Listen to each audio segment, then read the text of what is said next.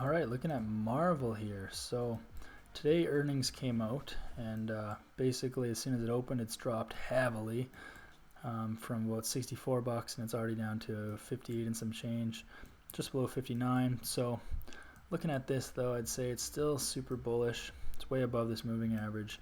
You have this nice gap here. I'd still be looking for a buy on this if it bounced in this area here. So kind of you want to find like your whole level of resistance or support in this situation because it is on the upside, but it's right at $57. So looking at this, I would be looking for a buy, but it's got to be at $57. I'll delete this zone for now so you can see this better. And this is the price that we have to wait for. So, and that's if I'm not going to look at the finances and if it's overpriced, the P/E ratio, all that. I'm just looking at technicals here. So once price hits $57, I'd be looking for a buy, and then you have your upper area here, which is kind of where you would retest, where you would target. So about $66. So this is a pretty simple trade, just based on ranges.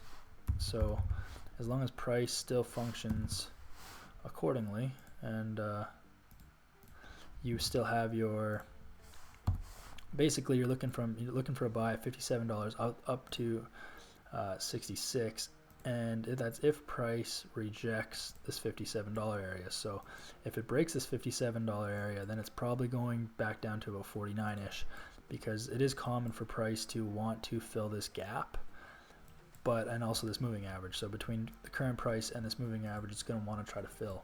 So those are what you have to keep in mind. But if we get rejection to this area at this $57 mark, then you look for a buy.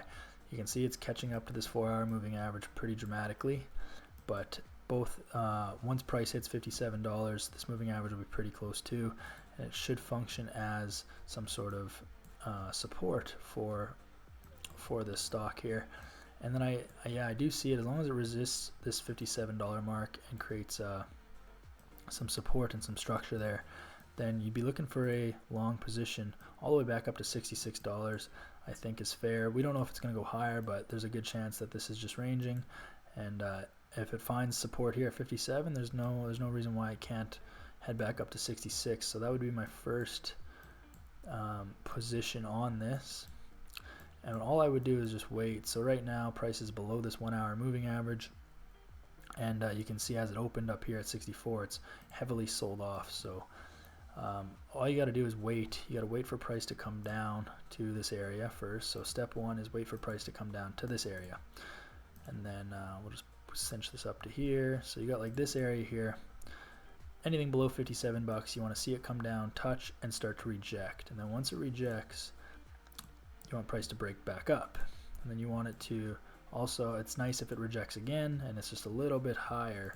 So you got your higher high here, well, this is your higher low relative to this one, and then you wait for this. So as of right now, price is below this 1-hour moving average, so it's definitely no buys. But once price hits this zone, if it starts to slow down and starts to create support, this moving average is going to catch up, and so will all these other ones. So basically you just wait for these moving averages to catch up. So even like on the 15 minutes, price is still below the moving average. So you let price come down to this zone.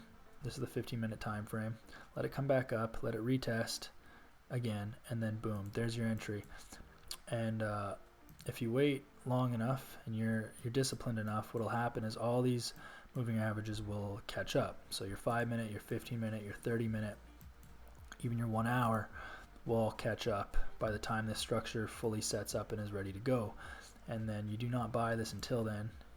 You can see you do have on this little segment of price here, you actually still have higher lows, right? This low is higher than this one, so this could still be valid. So we really have to watch when price comes down to $57. It might actually create a liquidity zone a little bit above this previous one, so it could create something like this. So be mindful of that. It might not even, or it might just tap 57. It might not go into this zone. It might create a liquidity zone right above it. It's very, very common for price to do that, so I'd be watching for that as well. And then but as of right now, yeah, just let this come down to 57. Do not short this, and do not look to buy it yet. There's no reason to buy it yet. Let the bears bring it back down to 57, which is a good price as long as it rejects. And if it blows through this zone, then I mean it's going down to 49, and it's going to fill this gap most likely. So that is what I would wait for Mrvl here. Wait for this entry, this possible entry position at $57. I'll actually set an alert here, and we'll just see how this plays out once it comes down to that. And if it's worth an entry, I will keep you guys posted. Just let me know in the comments if it's something you're interested in, and I'll let you know when this plays out.